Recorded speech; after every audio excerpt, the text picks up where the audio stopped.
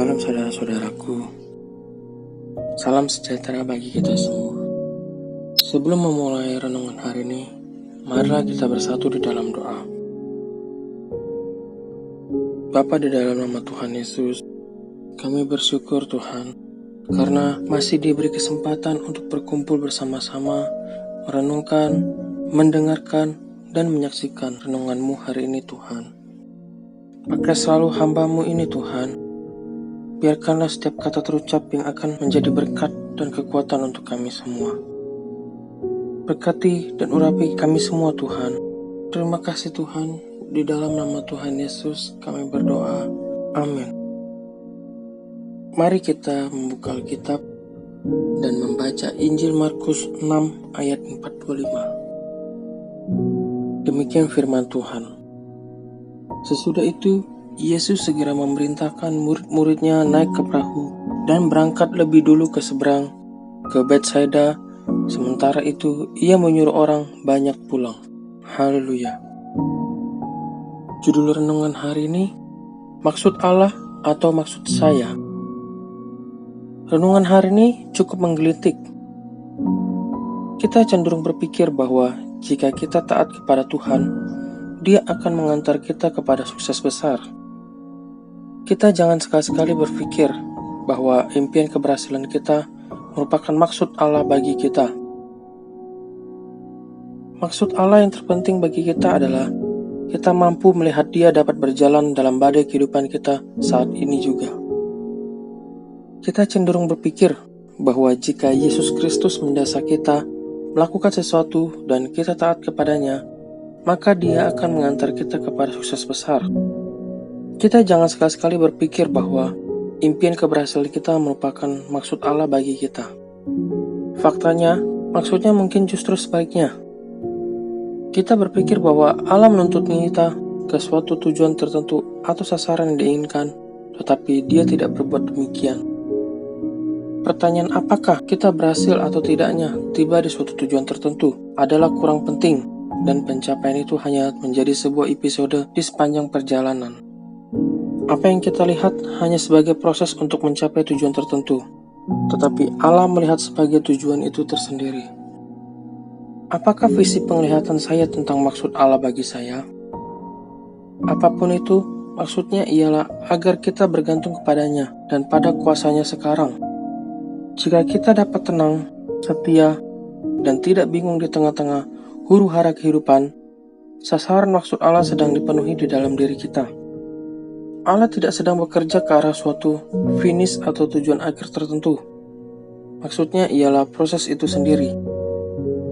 Apa yang diinginkannya bagi kita ialah agar kita melihat dalam tanda kutip Dia berjalan di atas air, tanpa tepian atau pantai, tanpa keberhasilan, juga tanpa sasaran yang terlihat jelas.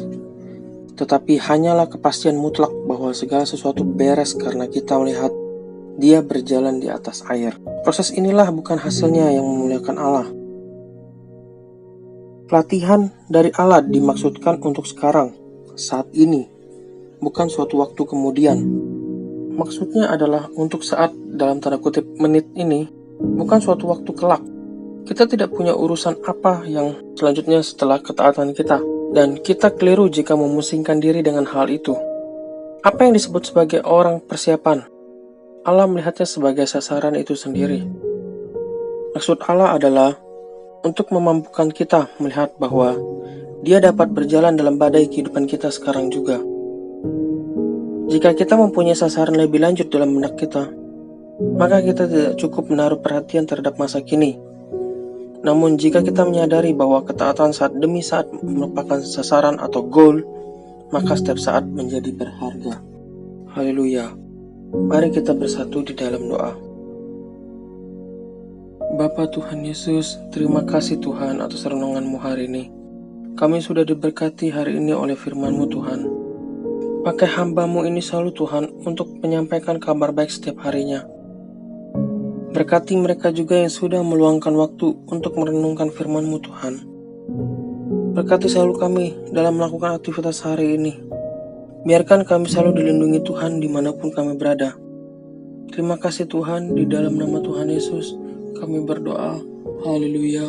Amin.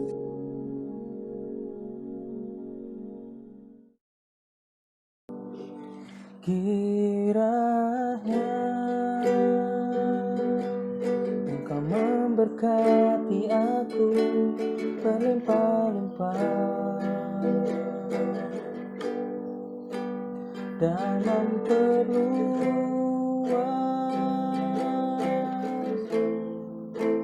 daerahku,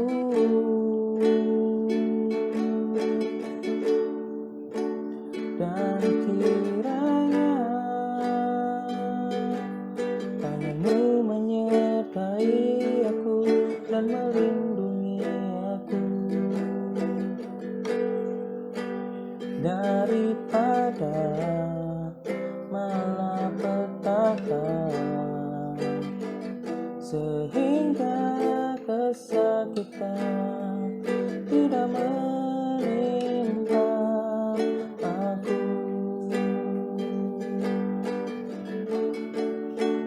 Kiranya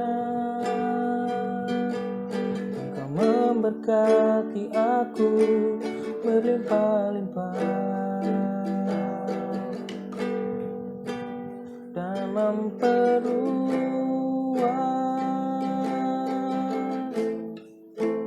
daerahku,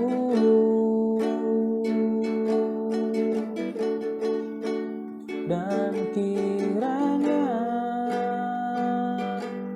tangan-Mu menyertai aku dan melindungi aku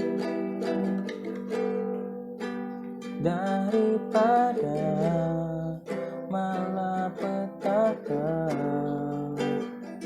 sehingga kesakitan tidak menimpa aku, sehingga kesakitan tidak menimpa aku, sehingga kesakitan tidak menimpa aku.